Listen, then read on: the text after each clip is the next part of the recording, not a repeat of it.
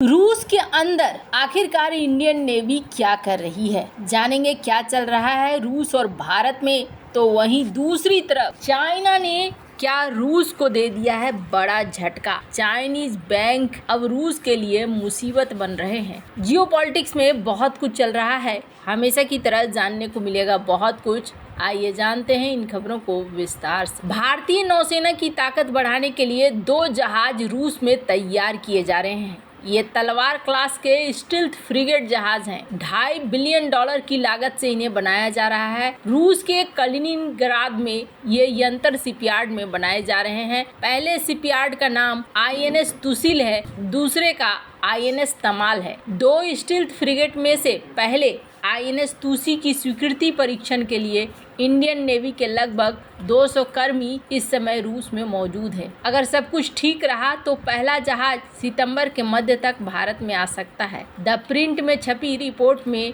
कहा गया है कि तमाल अगले साल की शुरुआत में भारत को सौंपा जा सकता है। रिपोर्ट में कहा गया कि रूस के साथ समझौते के तहत गोवा शिपयार्ड में बनाए जा रहे 2 और युद्धपोत प्रगति पे हैं। इनमें से पहला जहाज जल्द ही लॉन्च किया जाएगा। दोनों जहाजों की डिलीवरी मूल रूप से 2022 के अंत में होनी थी, लेकिन कोविड संकट, यूक्रेन युद्ध के शुरुआत के बाद भुगतान न होने पाने के कारण इसमें देरी हुई है। देरी का एक खास कारण यूक्रेन के जोया मर्सप्रॉक्ट से गैस टरबाइन इंजन भी खरीदना है। 2014 में रूस ने क्रीमिया पर कब्जे के बाद यूक्रेन से इंजन आयात करना बंद कर दिया। भारत की ओर से इसे खरीदकर रूसी शिपयार्ड को हस्तांतरित करना था, जिसके लिए यूक्रेन की सहमति जरूरी है। अब तक तलवार क्लास के 7 युद्धपोत बन चुके हैं, 6 एक्टिव है, 4 नए जंगी जहाज बनाए जा रहे हैं, 2 रूस में 2 भारत में बन रहे हैं। इन जंगी जहाजों का समंदर में डिस्प्लेसमेंट 3850 टन का है। भारत ने 4 तलवार श्रेणी के जहाजों के लिए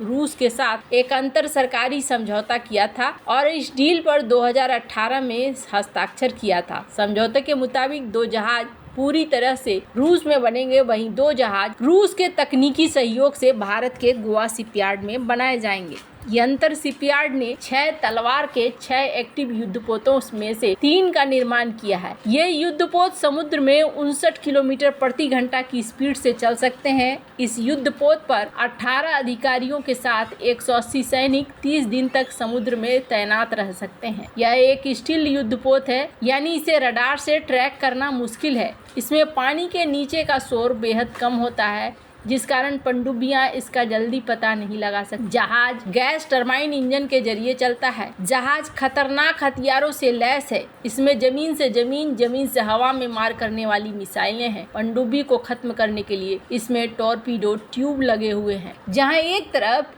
ये सब कुछ चल रहा है तो वहीं दूसरी तरफ रूस के विदेश मंत्री सर्गेई लावारोव ने कहा कि भारत अपने राष्ट्रीय हितों को आगे बढ़ाने वाली एक महान शक्ति है और मॉस्को के साथ उसके संबंधों को लेकर उस पर पूरी तरीके से अनुचित दबाव बनाया जा रहा है। उन्होंने बुधवार को एक संवाददाता सम्मेलन में कहा कि भारत एक महान शक्ति है, अपने राष्ट्रीय हितों को खुद तय कर सकता है। भारत के संबंधों, विशेष रूप से ऊर्जा सहयोग का बचाव करते हुए कहा कि मुझे लगता है भारत जो कर रहा है वो सही कर रहा है। लावारोव ने पीएम मोदी की मॉस्को यात्रा के बारे में यूक्रेन के राष्ट्रपति वोलोदिमीर ज़ेलेंस्की की टिप्पणी को बहुत अपमानजनक कहा। उन्होंने कहा कि भारत ने यूक्रेन के नई दिल्ली स्थित राजदूत को विदेश मंत्रालय में बुलाया और विरोध भी जताया। ज़ेलेंस्की ने एक्स पर पोस्ट किया था कि यह शांति प्रयासों के लिए बड़ा झटका है। दुनिया के सबसे बड़े लोकतंत्र के नेता ने मॉस्को में दुनिया के सबसे खूनी अपराधी को ऐसे दिन गले लगाया है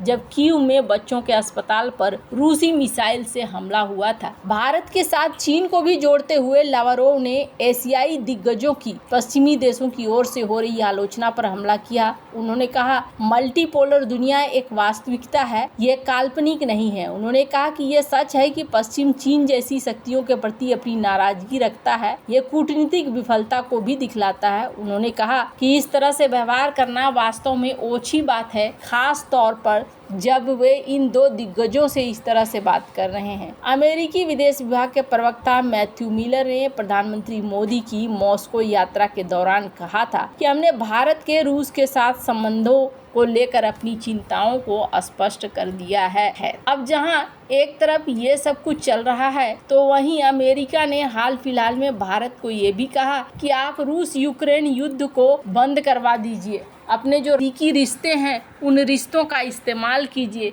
इस्तेमाल करके कम से कम आप ये तो कर सकते हैं। अब ये भारत पर किसी न किसी तरीके से एक दबाव बनाने वाली बात आ रही है सामने। वैसे आपको बता दूं, सिर्फ भारत के ऊपर ही नहीं, अब तो चाइना के ऊपर भी दबाव बन रहा है और चाइना इस बोझ तले अब दबा भी जा रहा है। देखने को मिल रहा है, स्क्रीन पर एक आर्टिकल देख सकते हैं, चाइना के द्वारा जो रूस को पेमेंट होता था वो पेमेंट हॉल्ट पे जाने लगा है। और ये पहले जून महीने में ये खबर आई, उसके बाद फिर जुलाई महीने में भी इसी तरीके की खबरें आ रही हैं। बैंक ऑफ चाइना, जो कि चाइना का सबसे बड़ा बैंक है, यहाँ पर रशियन डिवीजन में युआन पेमेंट को लेकर बातचीत चल रही है, लेकिन कहा जा रहा है कि अब युआन पेमेंट में भी कुछ चीज़ें ऐसी है जिसमें सस्पेंड हो रहे हैं, क्योंकि लोकल बैंक यहाँ रिस्क नहीं लेना चाहते हैं। अमेरिका ने अब लोकल बैंक्स के ऊपर भी शिकंजा कसना शुरू कर दिया है। अमेरिका का कहना है कि अगर रूस को किसी भी तरीके से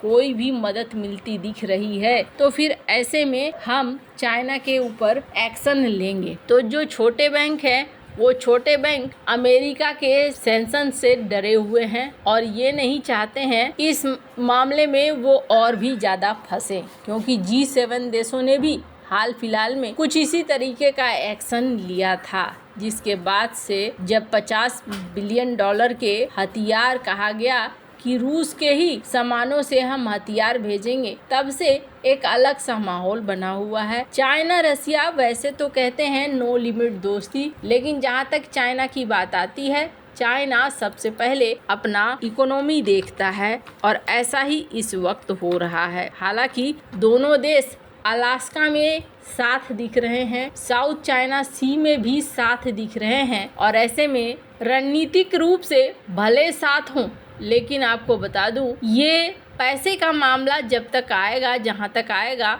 वहां चाइना फिर दूरी बनाना शुरू कर देगा। ऐसा इसलिए है क्योंकि चाइना पहले से ही इकोनॉमिक संकट से जूझ रहा है। जो चाइना ने फॉर्मूला लगाया था वो फॉर्मूला, हालांकि आपको बता दूं, चाइना ने इस बात को लेकर कहा भी है कि हम पर जो दोष लगाया जा रहा है, लेकिन रूस के जो हथियार बनते हैं उन हथियारों का 72% कंपोनेंट अमेरिकी होता है और अमेरिकी कंपनियों का होता है। आप जरा बताएंगे कि ऐसा कैसे संभव होता है। खैर, अब चाहे कारण जो भी हो, कहते हैं जिसकी लाठी उस भैंस, यहाँ पर वही सीन चल रहा है। अभी अमेरिका के पास लाठी है तो सारी भैंसें भी उसकी ही हो रही है। वैसे आपको क्या लग रहा है, इन सब मामले में आपकी क्या राय है, कमेंट कर जरूर बताएं। जल्द मिलते हैं अगले वीडियो में नई खबर के साथ।